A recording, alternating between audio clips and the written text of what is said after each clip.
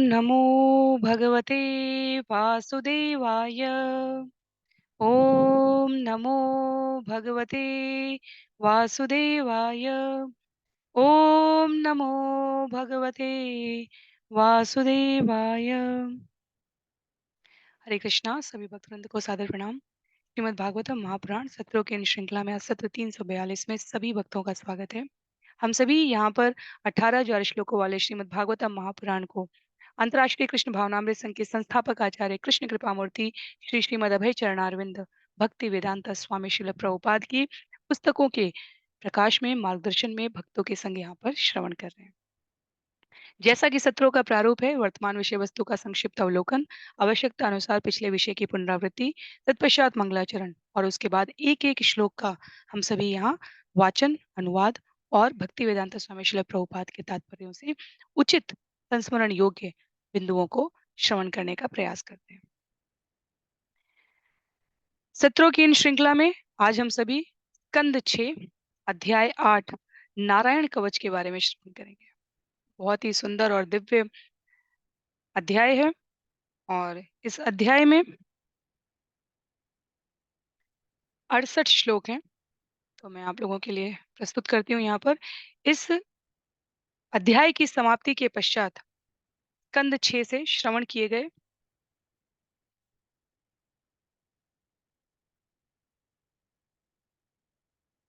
कुल श्लोकों की संख्या 403 हो जाएगी और पूरे श्रीमद् भागवतम से अब तक के कुल श्लोकों की संख्या 5123 हो जाएगी। तो यदि हमें स्मरण हो, अब तक हम सभी ने प्रथम 3 अध्याय स्कंद 6 से अजामिल पर, उसके बाद 4 से लेकर 6 तक दक्ष पर श्रवण किए हैं और अब अध्याय 7, 8 और 9 समर्पित है विश्व रूप और इंद्र के प्रसंग को लेकर, जिसमें अध्याय 8 में नारायण कवच का उल्लेख है। तो आरंभ करते हैं मंगलाचरण से। नारायण कवच की आवश्यकता क्यों है? यदि हम सभी को स्मरण हो तो विश्व रूप द्वारा वो मंत्र दिया गया जिससे इंद्र अपनी रक्षा कर सके, और वो मंत्र के बारे में परीक्षित महाराज द्वारा जिज्ञासा की जाएगी और इसलिए इस अध्याय का विषय वो विशिष्ट मंत्र है। नारायणं नमस्कृत्य नरं चैव नरोत्तमं देवीं सरस्वतीं व्यासं ततो जयमुदीरयेत्। शृण्वतां स्वकथा कृष्ण पुण्यश्रवणकीर्तन यद्यन्तस्थो यभद्राणि विधुनोति सुयत्स्यतां। नष्टप्रायेषु भद्रेषु नित्यं भागवत सेवया भगवत्युत्तमश्लोके भक्तिर्भवति नैष्ठिकी। ॐ अज्ञानतिमिरान्धस्य ज्ञानाञ्जनशलाकया चक्षु उन्मीलितं येन तस्मै श्रीगुरुवे नमः। मूकं करोति वाचालं पङ्गुं लङ्घयते गिरिं यत्कृपातमहं वन्दे परमानन्दमाधवं। वाञ्छाकल्पतरुभ्यश्च कृपा सिन्धुभ्य एव च पतितानां पावनेभ्यो वैष्णवेभ्यो नमो नमः। जय श्री कृष्ण चैतन्य प्रभो नित्यानंद श्री अद्वैत गदाधर श्रीवासादि गौर भक्तवृंद। हरे कृष्ण कृष्ण कृष्ण हरे हरे, हरे राम राम राम हरे हरे। हरे कृष्ण कृष्ण कृष्ण हरे हरे, हरे राम राम राम हरे हरे। हरे कृष्ण कृष्ण कृष्ण हरे हरे, हरे राम राम राम हरे हरे।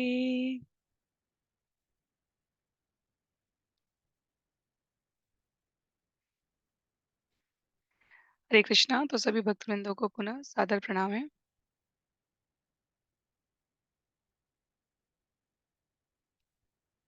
मेरा अनुरोध रहेगा, आप में से जिनके पास पुस्तकें हैं वो पुस्तकों का उल्लेख करेंगे।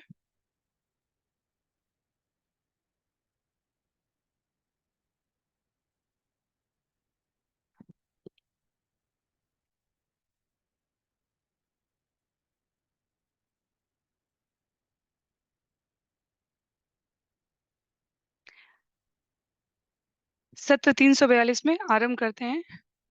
स्कंद 6 अध्याय 8 नारायण कवच।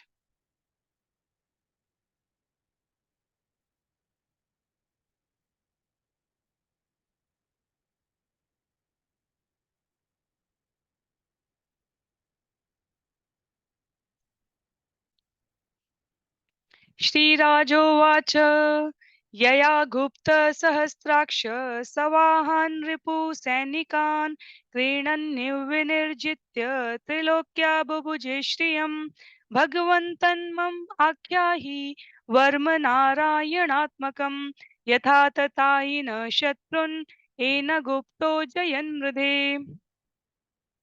राजा परीक्षित ने सुखदेव गोस्वामी से पूछा, हे प्रभु, कृपा करके मुझे वह विष्णु मंत्र कवच बताएं जिससे राजा इंद्र की रक्षा हो सके और वह अपने शत्रुओं को उनके वाहनों सहित परास्त करके तीनों लोकों के ऐश्वर्य का उपभोग कर सका। कृपया मुझे वह नारायण कवच बताएं जिसके द्वारा इंद्र ने युद्ध में अपने उन शत्रुओं को हराकर सफलता प्राप्त की जो उसे मारने का प्रयत्न कर रहे थे। तो इस अध्याय के इन श्लोकों में श्लोक संख्या 1, 2, 3 में प्रथम 3 श्लोकों में महाराज परीक्षित की नारायण कवच के संबंध में जो जिज्ञासा है उसे पूछा गया है यहाँ पर। श्लोक संख्या 3 में महाराज परीक्षित द्वारा नारायण कवच के बारे में जिज्ञासा करने पर सुखदेव गोस्वामी उत्तर देते हुए कहते हैं, श्री बादरायणी उवाच वृत पुरोहित त्वाष्ट महेन्द्रायानुपृक्षते नारायणाख्यं वर्माह तद इह तत् इह एक मना शृणु। श्री सुखदेव गोस्वामी ने कहा, देवताओं के राजा इंद्र ने देवताओं के द्वारा पुरोहित के रूप में नियुक्त विश्व रूप से नारायण कवच के संबंध में पूछा। विश्व रूप द्वारा दिए गए उत्तर को तुम ध्यान पूर्वक सुनो। तो यहाँ विश्व रूप ने जो देवराज इंद्र से कहा है, सुखदेव गोस्वामी उसे महाराज परीक्षित को प्रस्तुत कर रहे हैं। कहते हैं, श्री विश्वरूप उवाच धौताङ्घ्रिपाणियाचम्य स पवित्र उदन्मुख कृतस्वाङ्गकरन्यासो मन्त्राभ्यां वाग्यत शुचि नारायण परं वर्म सन्नह्येतद्भयागते पादयोर्जानुनो रूपो उदरे हृदयथोरसि मुखे शिरस्यानुपूर्वाद्योऽकारादीनि विन्यसेत् ॐ नमो नारायणायेति विपर्यम् अथापि वा मुखे शिरस्यानुपूर्वाद्योऽकारादीनि विनश्येत् ॐ नमो नारायणायेति विपर्ययम् अथापि वा मुखे शिरस्यानुपूर्व्याद्यो ओङ्कारादीनि विन्यसेत् ॐ नमो नारायणायेति विपर्ययम् अथापि वा। विश्व रूप ने कहा, किसी प्रकार के भय का अवसर उपस्थित होने पर मनुष्य को चाहिए कि पहले अपने हाथ पांव धोए और तब यह मंत्र ओम अपवित्रो पवित्रो वा सर्वावस्थां गतोऽपि वा यः स्मरेत पुंडरीकाक्षं स बाह्याभ्यंतर शुचि श्री विष्णु श्री विष्णु श्री विष्णु जप कर आचमन करे। तब उसे चाहिए कि कुश को छूकर शांत भाव से उत्तर की ओर मुख करके बैठ जाए। पूर्णतया शुद्ध होने पर उसे चाहिए कि 8 शब्दों वाले मंत्र को अपने शरीर के दाहिने ओर के 8 भागों में छुआवे और 12 शब्दों वाले मंत्र को हाथ में छुआवे। फिर नारायण कवच से स्वयं को इस प्रकार बांधे। पहले 8 शब्दों वाले मंत्र ओम नमो नारायणाय का जप करते हुए प्रथम शब्द ओम या प्रणव से आरंभ करके अपने हाथों से अपने शरीर के 8 अंगों का स्पर्श करें। पहले दोनों पांव छुए, फिर क्रमशः घुटने, जांघ, पेट, हृदय, छाती, मुंह तथा सिर को छुए। इसके बाद उल्टे क्रम से मंत्र का जप करें, अर्थात अंतिम शब्द य से आरंभ करें और अपने शरीर के अंगों को भी उल्टे क्रम से छुए। ये दोनों विधियां क्रमशः उत्पत्ति न्यास तथा संहार न्यास कहलाती हैं। तो ये नारायण कवच आरंभ करने से पहले की जो आरंभिक विधि है उसके बारे में कहा जा रहा है। पहले 8 शब्दों वाले ओम नमो नारायणाय का वाचन करते हुए शरीर के 8 अंगों का स्पर्श करने के लिए यहाँ पर कहा गया है। तो ओम से आरंभ किया, तो ओम से आरंभ करते हुए घुटने, नमो जांघ, पेट, हृदय, ना, रायणाय छाती, मुंह तथा सिर को छूना चाहिए। इसके बाद उल्टे क्रम से मंत्र का जब जप किया जा रहा है तो नारायणाय य से आरंभ जब किया जा रहा है तो सिर, उसके बाद रा पर मुंह, य पर छाती, रा पर हृदय प्रकार, ना पर पेट, मो न ओम।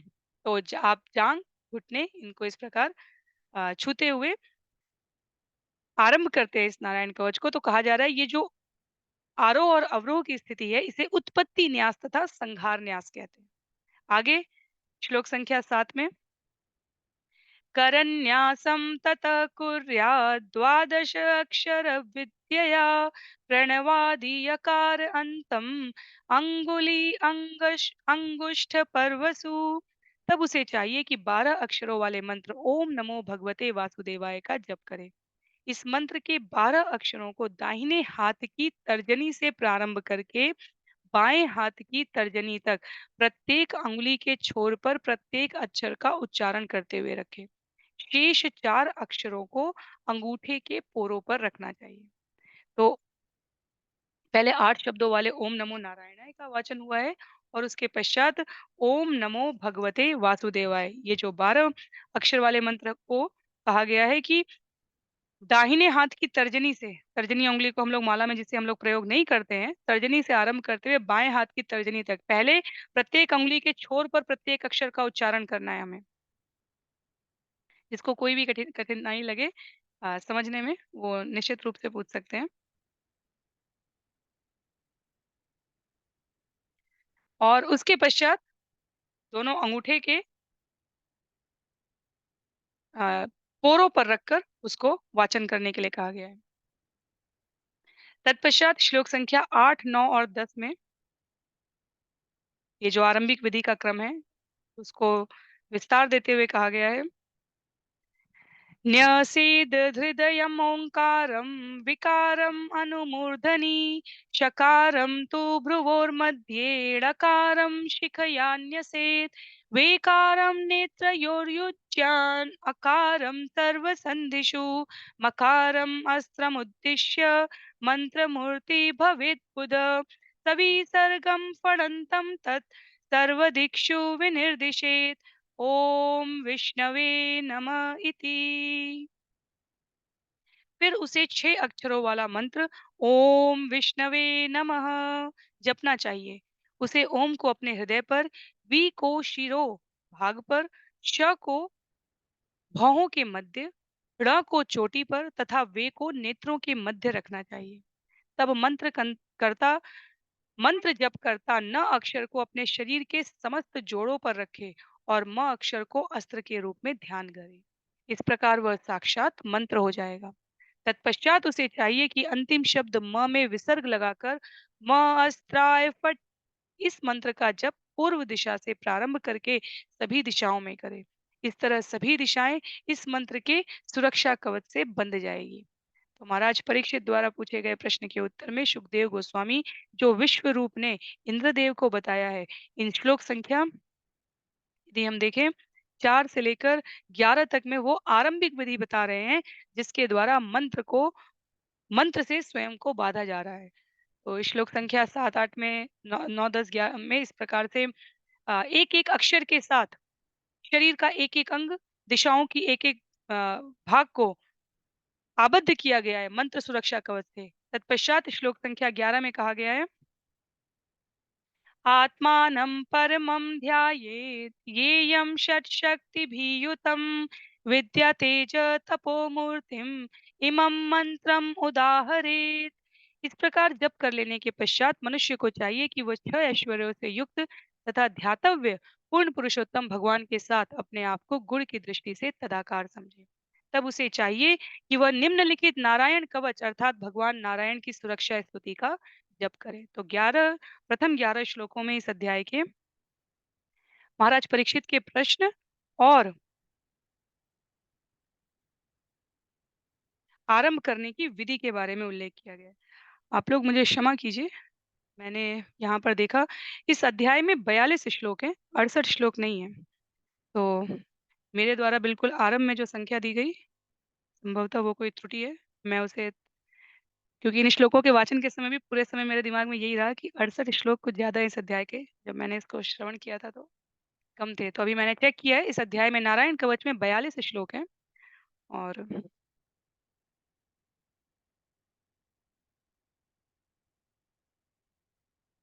ये त्रुटि कहीं और से आई है।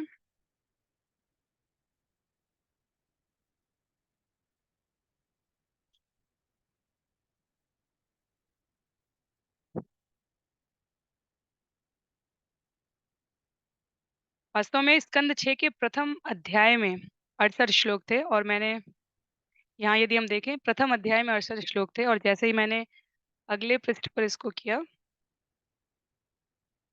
तो पहली पहली पंक्ति में वो 68 संख्या आ गई थी। इस अध्याय में 42 श्लोक हैं और इसलिए इस अध्याय की समाप्ति के पश्चात 377 श्लोक होंगे और भागवतम से 5097। तो ये जो 68 था यहाँ से, वो संभवतः यहाँ आया था।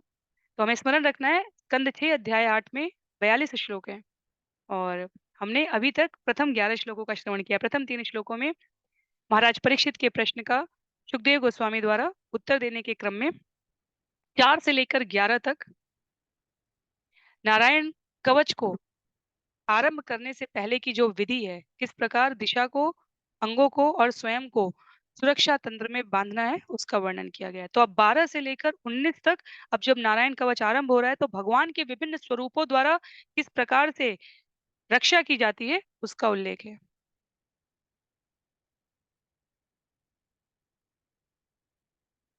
श्लोक संख्या 12 में ओम हरिविद ओम हरिविदध्यात्मं सर्वरक्षाम् न्यस्ताङ्घ्रिपद्मपतिगेन्द्रपृष्ठे दरारिचर्मासि गदेषु चापा पाशान् दधानाष्टगुण अष्टबाहु ॐ हरिविदध्यात्मं सर्वरक्षाम् न्यस्ताङ्घ्रिपद्मपतगेन्द्रपृष्ठे दरारिचर्मासि गदेषु चाप पाशान् दधानाष्टगुणाष्टबाहु। तो एक एक शब्द अलग अलग करके उसके अर्थ के साथ, परमेश्वर पक्षीराज गरुड़ की पीठ पर आसीन है और अपने चरण कमल से उसका स्पर्श कर रहे हैं। वे अपने हाथों में शंख चक्र ढाल तलवार गदा तीर धनुष तथा पाश धारण किए हैं। ऐसे 8 भुजाओं वाले पूर्ण पुरुषोत्तम भगवान सभी समय मेरी रक्षा करें। वे सर्वशक्तिमान हैं क्योंकि वे 8 योग शक्तियों अणिमा लघिमा इत्यादि से समन्वित है। तो प्रथम श्लोक है जहाँ भगवान के विभिन्न स्वरूपों द्वारा भगवान के विभिन्न, इसे अहंग ग्रहोपासना कहा जाता है। श्रील प्रभुपाद यहाँ तात्पर्य में कहते हैं। तो जीवात्माएं सदैव परमेश्वर के अधीन है, इसलिए उनका कर्तव्य है कि सभी परिस्थितियों में सुरक्षित रहने के लिए भगवान से कृपा याचना करें। श्लोक संख्या 13 में जलेषु मां रक्षतु मत्स्यमूर्तिः यादो गणेभ्यो वरुणस्य पाशात् स्थलेषु माया वटुवामनो व्यात् त्रिविक्रमखेवतु विश्वरूप। जल के भीतर वरुण देवता के पार्षद हिंस्र पशुओं से मत्स्य रूप धारण करने वाले भगवान मेरी रक्षा करें। उन्होंने अपनी माया का विस्तार करके वामन का रूप धारण किया। वामन देव स्थल पर मेरी रक्षा करें। उनका विराट स्वरूप विश्व रूप तीनों लोकों को जीतने वाला है। आकाश में मेरी रक्षा करें। तो 3 प्रकार से, सबसे पहले मत्स्य देव से, जो मत्स्य रूप है भगवान का, उनसे वरुण देवता के पार्षद हिंस पशुओं से रक्षा करने का निवेदन किया गया है। उसके पश्चात जब माया का विस्तार करके वामन रूप धारण किया है, तो स्थल पर मेरी रक्षा करने के लिए वामन रूप से निवेदन किया गया है। और जो भगवान का विराट स्वरूप है, जो तीनों लोकों को जीतने वाला है, आकाश में उससे रक्षा करने के लिए कहा गया। तो इस प्रकार जल, थल और आकाश में सुरक्षा के लिए भगवान के मत्स्य, वामन और विश्व रूप, विराट रूप से प्रार्थना की गई है। श्लोक संख्या 14 में दुर्गेष्वटव्याजिमुखादिषु प्रभु पायान् नृसिंहोऽसुरयूथपारी विमुञ्चतो यस्य महाट्टहासं दिशो विनेदुर्नयपतंश्च गर्भा।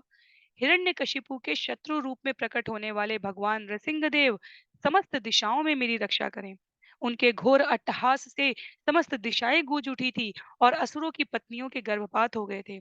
भगवान जंगल तथा युद्ध भूमि जैसे विकट स्थानों में कृपा करके मेरी रक्षा करें। तो यहाँ पर भगवान के हिरण्यकशिपु स्वरूप से प्रार्थना की गई है रक्षा करने की।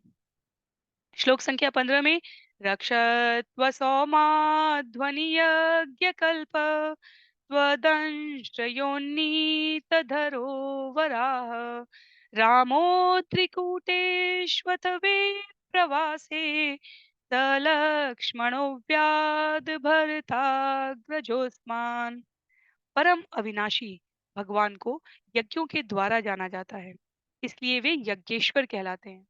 भगवान वराह के रूप में अवतार लेकर उन्होंने पृथ्वी लोक को ब्रह्मांड के गर्त से जल में से निकालकर अपनी नुकील दाढ़ों में धारण किया है।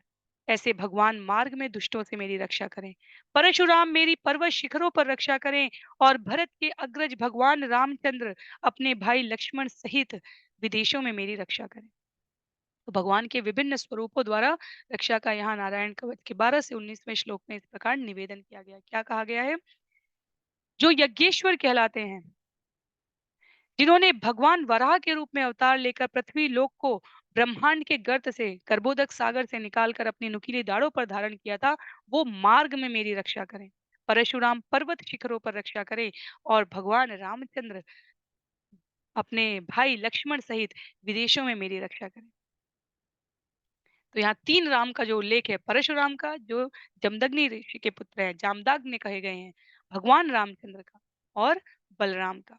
तो रामोद्री कूटेश्वर परशुराम का वहां पर संकेत है। महाराज भरत और लक्ष्मण के भाई भगवान रामचंद्र को भी यहाँ उन्होंने निवेदन किया गया है। श्लोक संख्या 16 में मामोग्र धर्मातखिलात् प्रमादान् नारायण पातु नरश्च हासात् दत्तस्त्वयोगात् तथयोगनाथ पायात् गुणेश कपिलध कर्म बंधात्।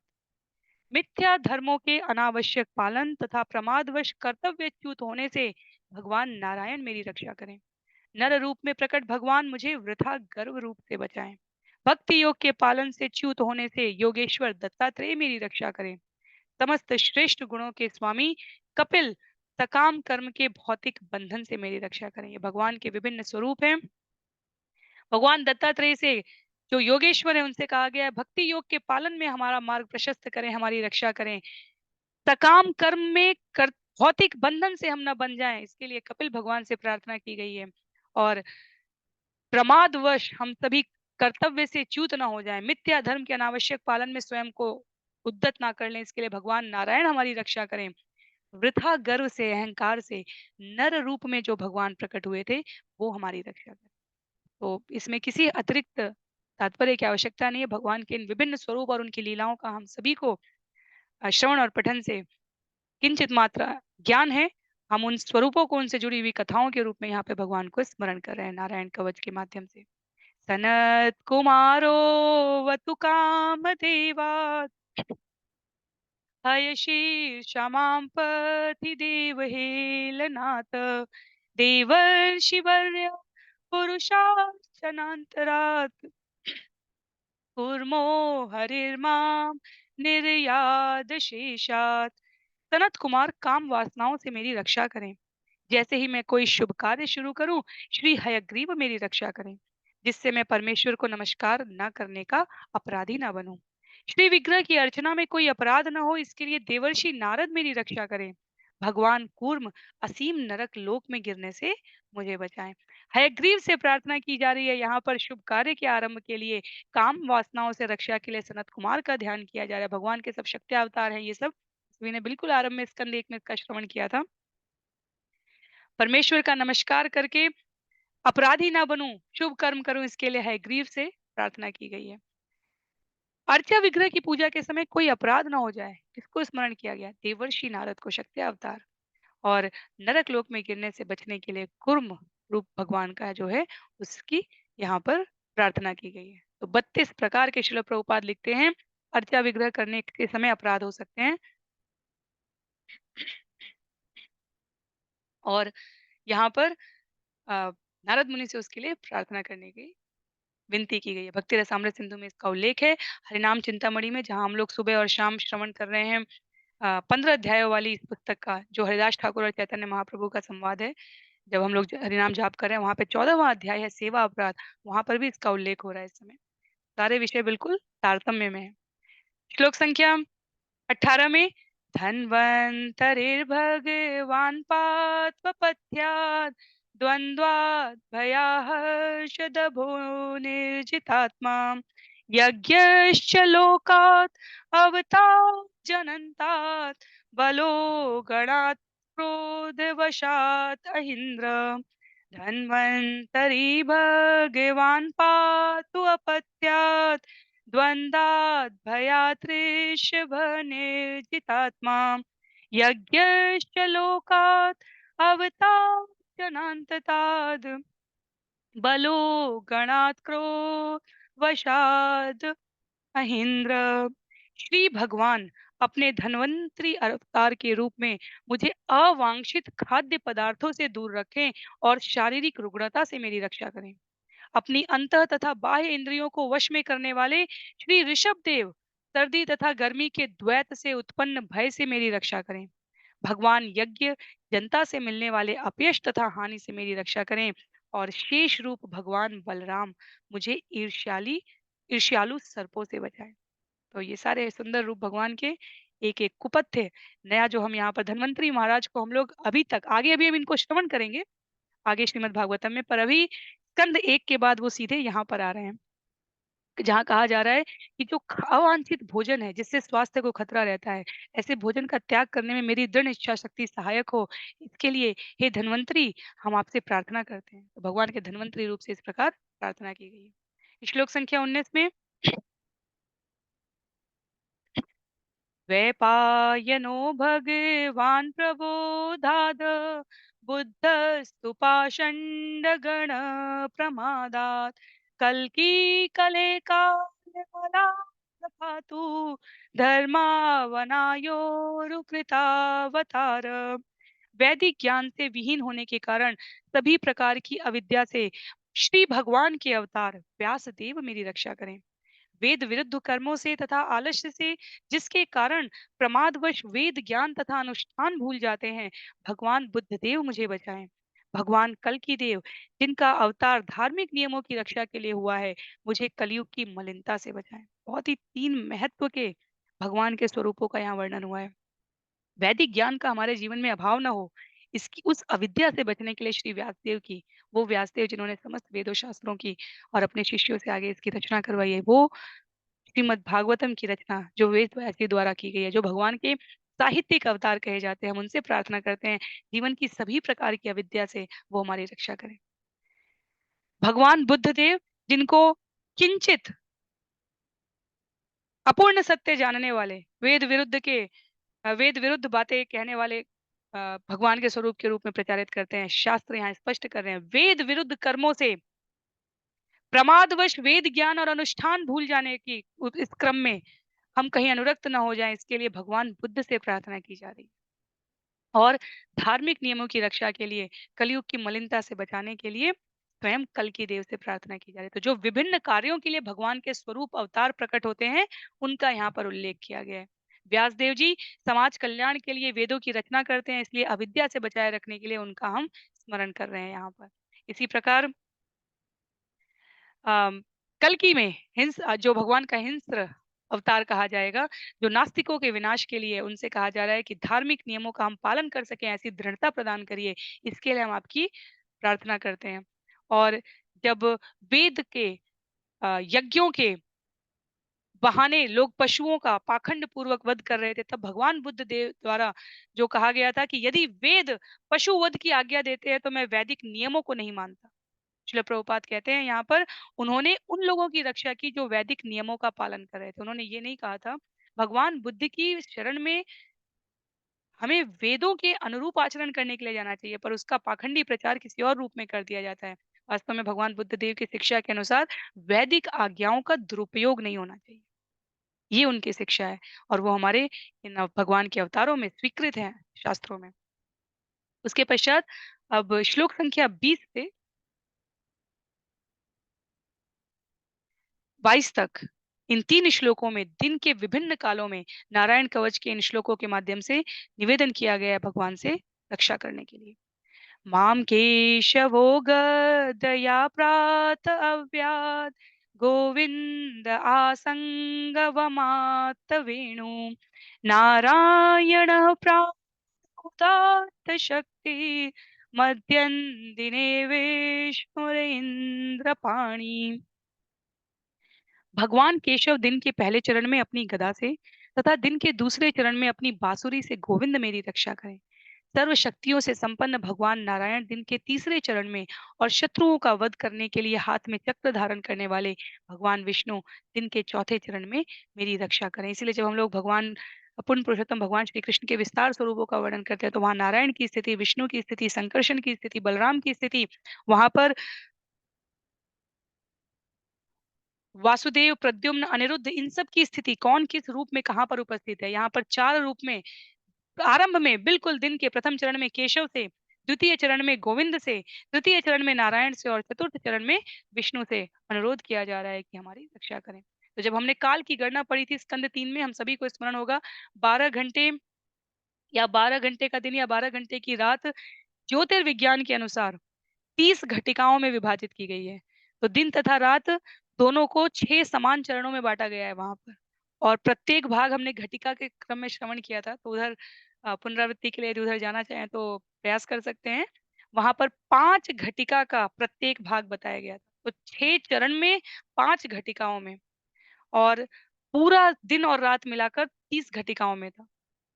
एक घटिका अगर आज के समय के हिसाब से समझी जाए तो 24 मिनट की कही गई थी।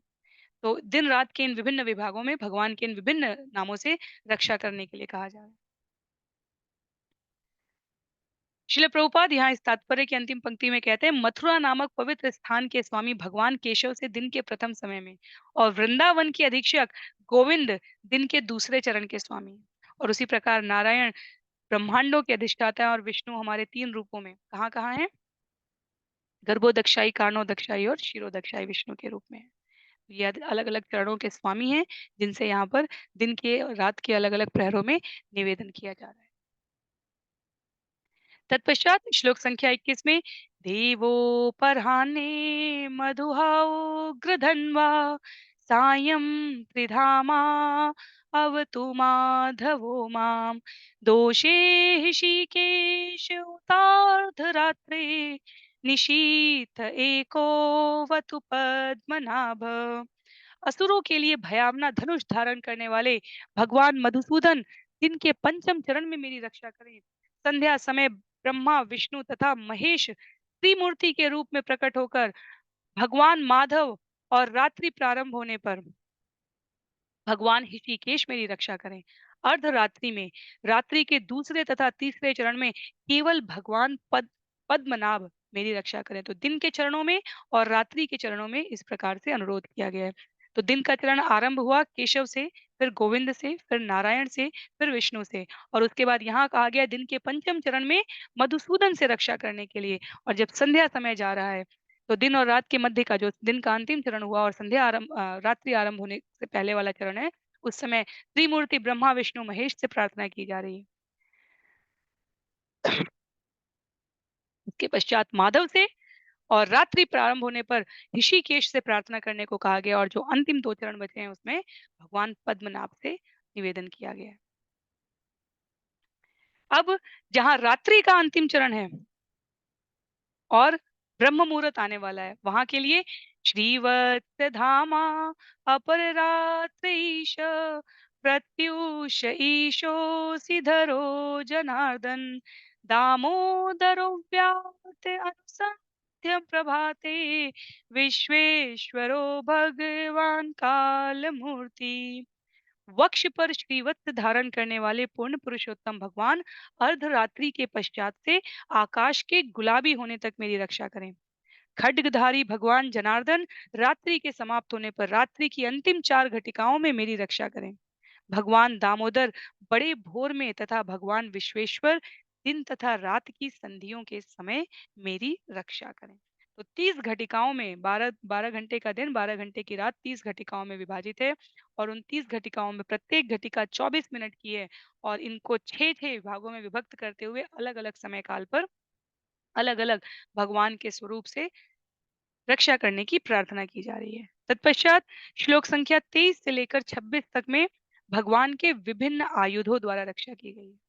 तो आप में से जिनको भी लगता हो कि नारायण कवच का पाठ करना चाहिए, इसको अलग से भी प्रस्तुत किया जाएगा, और जब हम लोग पुनरावृत्ति के सत्र आयोजित करेंगे, जो कि शीघ्र ही आयोजित होने वाले हैं, तब ये सब आपको बिल्कुल सूचीबद्ध तरीके से प्रस्तुत करते हुए हम लोग पुनरावृत्ति करेंगे। अभी तो हम यहाँ पर प्रथम बार श्रीमद् भागवतम का भक्तों के संग में यहाँ पर श्रवण करने का प्रयास कर रहे हैं। श्लोक संख्या 23 से लेकर 26 तक भगवान के विभिन्न अस्त्रों द्वारा, आयुधों द्वारा रक्षा करने का अनुरोध किया गया है। चक्रम युगान्तानलतेग्मनेमि भ्रमत्समन्तात् भगवत् प्रयुक्तम् दन्दन्ति दन्दन्ति हरिसैन्यमाशु कक्षं यथा वातसखो हुताश।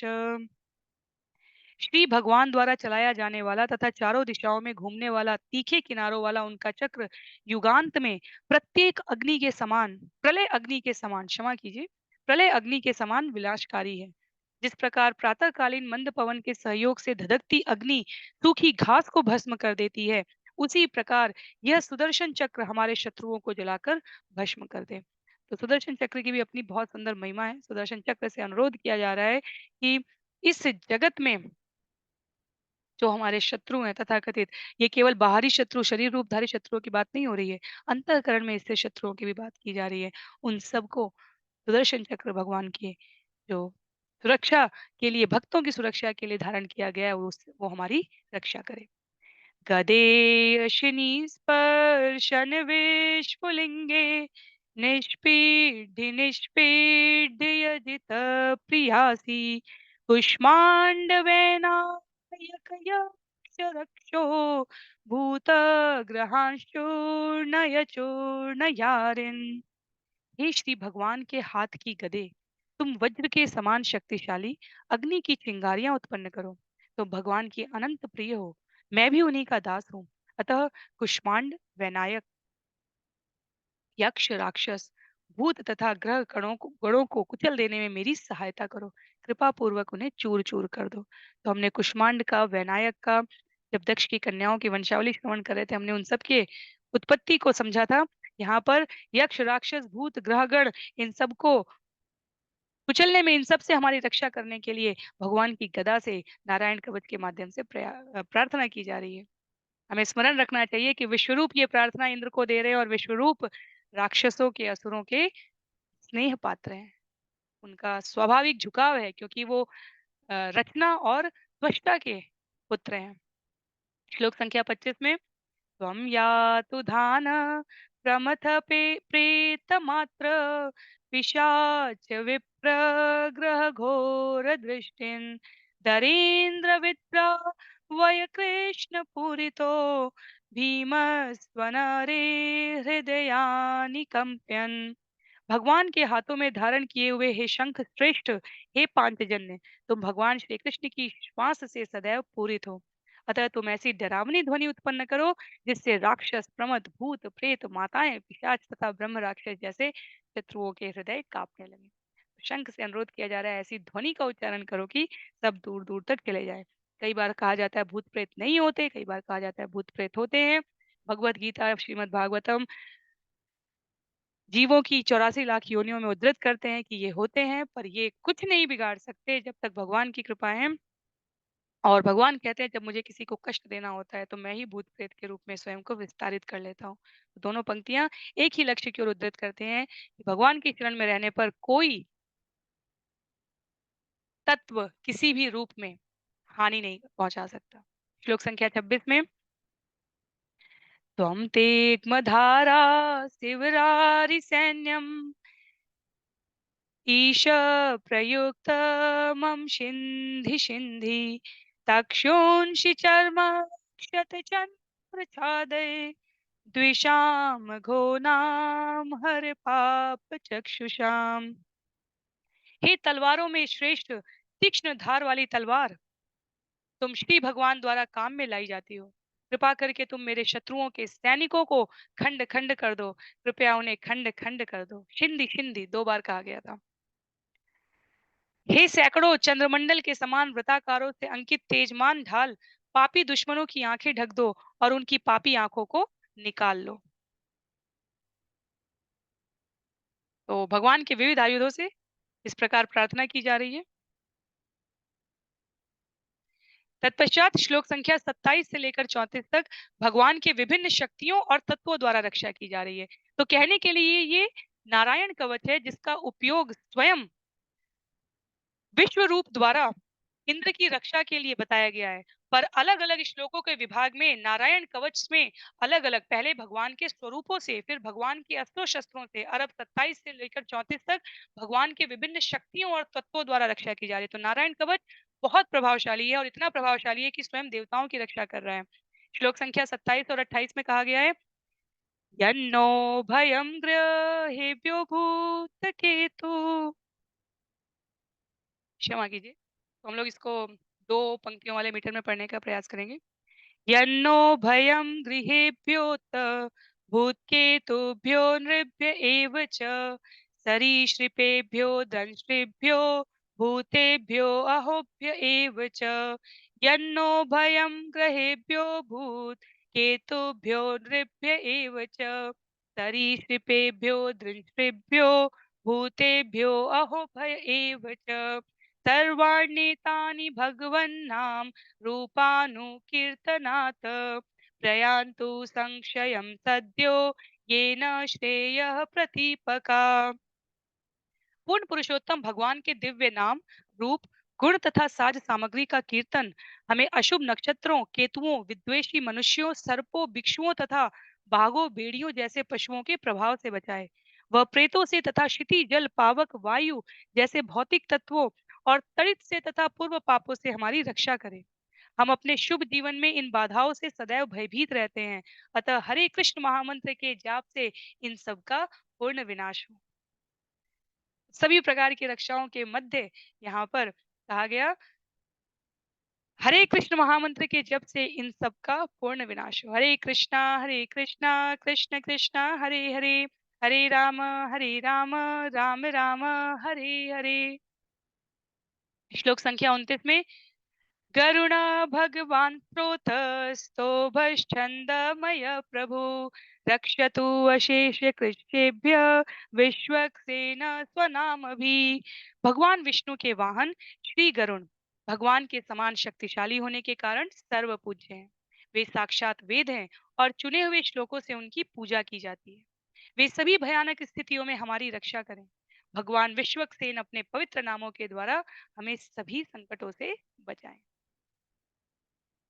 तत्पश्चात श्लोक संख्या 30 में करुण देव से प्रार्थना करने के पश्चात, सर्वापदभ्य हरे नाम रूपयान युधानि न बुद्धि इंद्रिय मनः प्राणान पांतु पार्षद भूषणा। श्री भगवान के पवित्र नाम, दिव्य रूप, वाहन तथा आयुध जो उनके पार्षदों के समान उनकी शोभा बढ़ाने वाले हैं, हमारी बुद्धि, इंद्रियों, मन तथा प्राण की सभी प्रकार के संकटों से रक्षा करें। तो यहाँ पर ये जो श्लोक संख्या 29 से लेकर 27 से लेकर 34 तक भगवान के विभिन्न शक्तियों और तत्वों द्वारा रक्षा का निवेदन किया जा रहा है इस नारायण कवच में। तो इसीलिए भगवान का दिव्य रूप, भगवान के वाहन, भगवान के आयुध, भगवान के पार्षद, इनसे अनुरोध किया जा रहा है कि हमारी बुद्धि को, हमारी इंद्रिय को, हमारे मन को, हमारे प्राण को सभी प्रकार के संकट से, क्योंकि हम या तो भूत के अनुभव से व्यवहार करते हैं या वर्तमान के अपने भय से, अपने अनुमान से व्यवहार करते हैं, पर भविष्य के आसन्न संकटों से रक्षा सिर्फ भविष्यवेत्ता द्वारा बताए गए मार्ग पर चलकर किया जा सकता है। इसलिए भगवान के विविध पार्षद, आयुध, वाहन, रूप, नाम से अनुरोध किया जा रहा है कि हमारी बुद्धि, इंद्रिय, मन तथा प्राण की सभी प्रकार के संकटों से रक्षा कीजिए। तो कोई भी वस्तु, कोई भी साधन, श्रील प्रभुपाद कहते हैं यहाँ पर, जो भगवान के लिए प्रयोग हो रही हो, वो भगवान से भिन्न नहीं होती। चाहे उनका नाम हो, रूप हो, आयुध हो, गुण हो, इनमें कोई अंतर नहीं होता, कोई भी अंतर नहीं। श्लोक संख्या 31 में, यथा हि भगवानेव वस्तुतः सदसच्चयत् सत्येनानेन नः सर्वे यान्तु नाशम् उपद्रवा। यह सूक्ष्म तथा स्थूल दृश्य जगत भौतिक है, तो भी यह पूर्ण पुरुषोत्तम भगवान से अभिन्न है, क्योंकि वस्तुतः वे ही समस्त कारणों के कारण है। कारण तथा कार्य वास्तव में एक ही है, क्योंकि कार्य में कारण विद्यमान रहता है। अतः परम सत्य श्री भगवान हमारे समस्त संकटों को अपने किसी भी शक्तिशाली अंग से नष्ट कर सकते हैं। तो कार्य में कारण निहित होता है, इसलिए भगवान को समस्त कारणों का कारण कहा गया है और भगवान के और इस जगत में होने वाले प्रत्येक कार्य के पीछे भगवद योजना कही गई है। भगवान अपनी प्रसन्नता के लिए सृष्टि का सृजन करते हैं, अपनी प्रसन्नता के लिए से सृष्टि का संहार करते हैं। समस्त कारणों के कारण भगवान वास्तव में कारण और कार्य को एक रूप प्रदान करते हैं। तत्पश्चात श्लोक संख्या 32 और 33 एक साथ प्रस्तुत करते हुए कहा गया है, यथैकात्म्य अनुभावाना विकल्प रहित स्वयं भूषणायुध लिंगाख्या धत्ते शक्ति स्वमायया तेनेव सत्यमानेन सर्वज्ञो भगवान हरि पातु सर्वे स्वरूपेण सदा सर्वत्र सर्वग। श्री भगवान जीवात्माएं, भौतिक शक्ति, आध्यात्मिक शक्ति तथा संपूर्ण सृष्टि, वे सभी व्यष्टियां हैं। अंततो गत्वा ये सब मिलकर पर ब्रह्म का निर्माण करती हैं। अतः जो आत्मज्ञानी हैं, वे भिन्नता में एकता देखते हैं। ऐसे बढ़े चढ़े पुरुषों के लिए भगवान के शारीरिक अलंकरण, उनके नाम, उनका यश, उनके लक्षण एवं रूप तथा आयुध उनकी शक्ति की ही अभिव्यक्तियां हैं। उनके समुन्नत आध्यात्मिक ज्ञान के अनुसार विभिन्न रूपों में प्रकट होने वाले सर्वज्ञ भगवान सर्वत्र विद्यमान हैं। वे सदैव सभी विपदाओं से सर्वत्र हमारी रक्षा करें। तो भगवान की समस्त जीव, ये समस्त जीवात्माएं, संपूर्ण सृष्टि, आध्यात्मिक शक्ति, सब भगवान का ही विस्तार स्वरूप है। और इसीलिए श्रील प्रभुपाद तात्पर्य में विष्णु पुराण का उल्लेख करते हुए कहते हैं कि जिस प्रकार अग्नि एक स्थान में रहकर अपने प्रकाश तथा ताप को सर्वत्र फैलाती है, उसी प्रकार सर्वशक्तिमान भगवान स्थान रूप में वैकुंठ में विद्यमान होकर भी समस्त भौतिक और आध्यात्मिक जगत में अपनी विभिन्न शक्तियों के द्वारा इस पूरे जगत का संचरण कर रहे हैं, संचालन कर रहे हैं। तो भगवान तथा उनकी विविध रूप में प्रस्तुत शक्तियों में कोई अंतर नहीं है। और श्रील प्रभुपाद ने कई सुंदर उदाहरण दिए हैं इस श्लोक के तात्पर्य में। विष्णु पुराण के पश्चात उन्होंने पद्म पुराण का उल्लेख किया है, जहाँ कहा है, नाम चिंता मणि कृष्ण चैतन्य रस विग्रह पूर्ण शुद्धो नित्य मुक्तो अभिन्नत्वान्नाम नामिनो। भगवान का पवित्र नाम भगवान के समान पूर्णतया समरूप है। पूर्ण शब्द का अर्थ है पूरा। जिस प्रकार भगवान सर्वशक्तिमान तथा सर्वज्ञ है, उसी तरह भगवान के नाम रूप गुण साज सामग्री तथा उनकी प्रत्येक वस्तु शुद्ध, पूर्ण शुद्ध, नित्य तथा निष्कलुष है। तो पूर्णता का यहाँ पर पूर्ण रूप से समग्रता में विवेचन किया गया है। आगे श्लोक संख्या 34 में,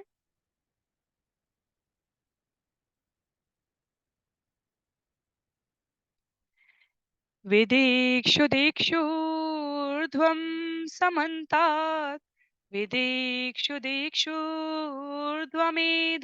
समन्तात् अंत बहि भगवान् नारसिंह प्रहापयन् लोकभयं स्वनेन स्वतेजसा समस्त तेजा। प्रहलाद महाराज ने भगवान नरसिंह देव के पवित्र नाम का उच्च स्वर से जप किया। अपने भक्त प्रहलाद महाराज के लिए गर्जना करने वाले नरसिंह देव, श्री नरसिंह देव, आप उन संकटों के भय से हमारी रक्षा करें जो विष, आयुध, जल, अग्नि, वायु इत्यादि के द्वारा समस्त दिशाओं में महाभटों के द्वारा फैलाया जा चुका है। हे भगवान, आप अपने दिव्य प्रभाव से इनके प्रभाव को आच्छादित कर लें।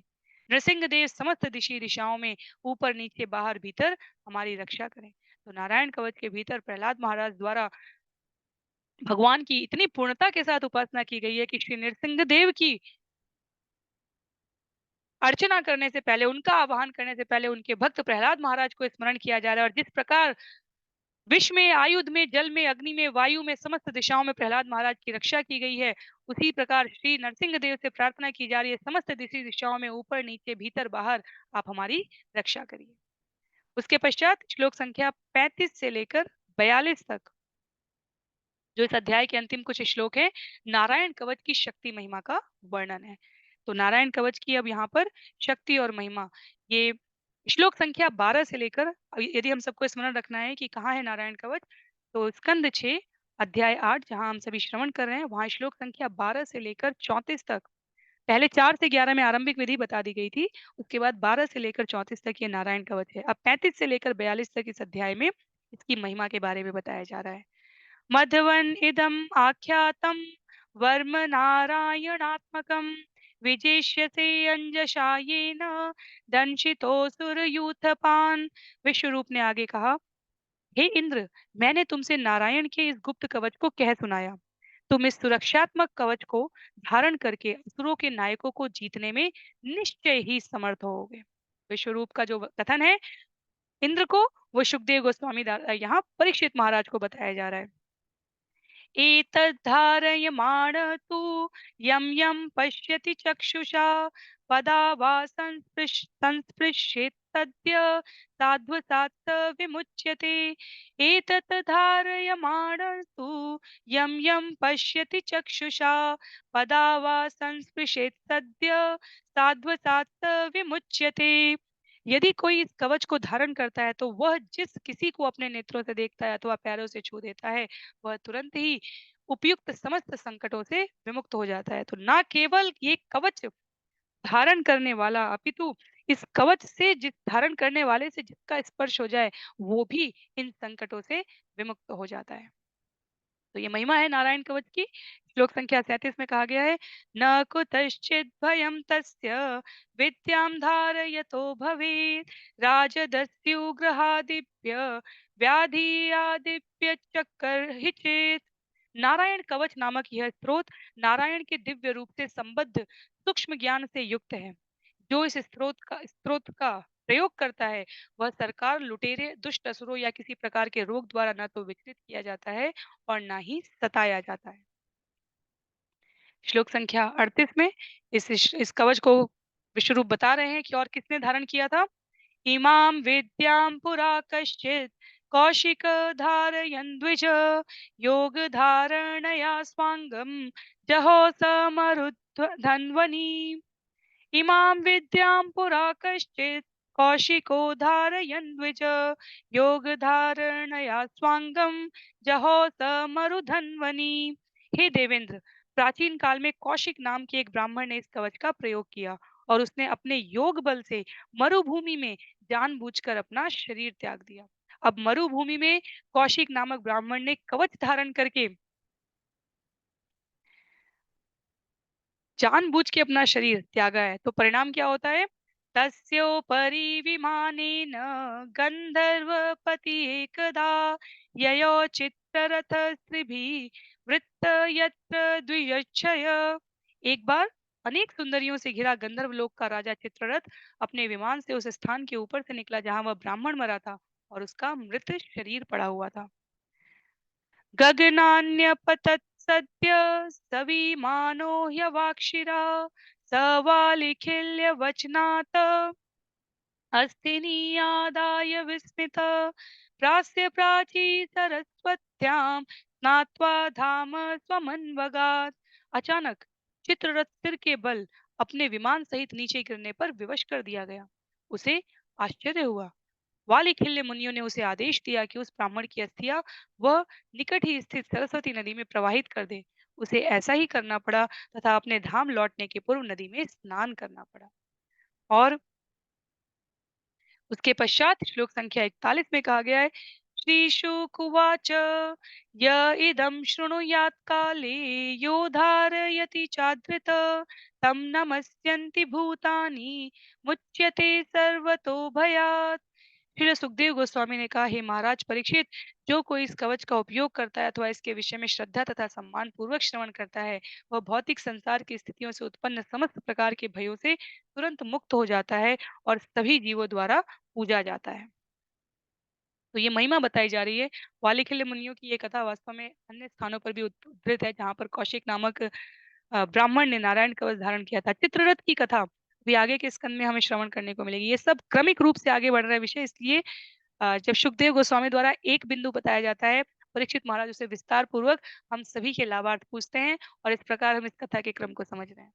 तो अंतिम श्लोक है नारायण कवच की महिमा को उद्धृत करता हुआ इस अध्याय का, जिसमें कहा गया है, एतां विद्याम् अधिगत विश्वरूपात् शतक्रतु त्रैलोक्य लक्ष्मीं बुभुजो विनिर्जित्य मृधे सुरान्। 100 यज्ञों को करने वाले राजा इंद्र ने इस रक्षा स्त्रोत को विश्व रूप से प्राप्त किया। असुरों को जीत लेने के बाद उसने तीनों लोकों के सभी ऐश्वर्य का भोग किया है। तो विश्व रूप से ये श्लोक प्राप्त करने के बाद ये गुह्य कवच मंत्रमय जो इंद्र को प्राप्त हुआ है, उससे वो असुरों को जीत पाते हैं, अबाध लोक से तीनों लोकों का ऐश्वर्य प्राप्त करते हैं। तो अभी घटनाक्रम यहाँ समाप्त नहीं हो रहा है। ये क्रम जहाँ से अध्याय 7 से जहाँ आरंभ हुआ है, बृहस्पति का अनादर करने पर इंद्र को जो शोक हुआ, उसके पश्चात शुक्राचार्य के संरक्षण में असुरों ने जो आक्रमण किया, उससे जो राज्य से परास्त हुए, च्युत हुए समस्त देवतागण, वो आते हैं ब्रह्मा जी के पास। ब्रह्मा जी द्वारा विश्वरूप जो कि स्नेहशील हैं असुरों के प्रति, उनको पुरोहित बनाते हैं। उनके द्वारा किए जा रहे यज्ञ में ये नारायण कवच नामक अत्यंत सामर्थ्यशाली गुह्य मंत्र से युक्त इंद्र द्वारा प्राप्त किया जाता है और उसके पश्चात वो विजयी होते हैं। तो श्रील प्रभुपाद यहाँ पर कहते हैं कि भगवत गीता में कहा गया है कि जब सद्गुरु के शरणागत होकर दंडवत प्रणाम, विनम्र जिज्ञासा और निष्कपट भाव से उनकी सेवा की जाती है, तब गुरु के द्वारा इस प्रकार का तत्व, जो कि आत्मज्ञानी पुरुषों के लिए भी दुर्लभ होता है, वो सहजता से प्राप्त हो जाता है। तो इंद्र द्वारा यहाँ वैसा व्यवहार प्रदर्शित किया गया है और विश्व रूप द्वारा उन्हें ये नारायण कवच प्रदान किया गया है। कहा गया है, इस प्रकार श्रीमद् भागवत के छठे स्कंद के अंतर्गत नारायण कवच नामक 8वें अध्याय के भक्ति वेदांत तात्पर्य यहाँ पर पूर्ण होते हैं। तो अगले सत्र में हम सभी स्कंद 6 अध्याय 9 श्रवण करने का प्रयास करेंगे, जहाँ पर वृतासुर राक्षस की कथा आती है। ये इसी क्रम में आगे बढ़ेगा। ये विश्वरूप और इंद्र से दोनों से संबंधित है। तो हम लोग इसको अगले सत्र में श्रवण करेंगे। आज के लिए सत्र को यहीं पर समाप्त करते हैं। श्रील प्रभुपाद की जय, श्रील गुरुदेव की जय, अनंत कोटि वैष्णव वृंद की जय, श्रीमद् भागवतम महापुराण की जय। हरे कृष्णा।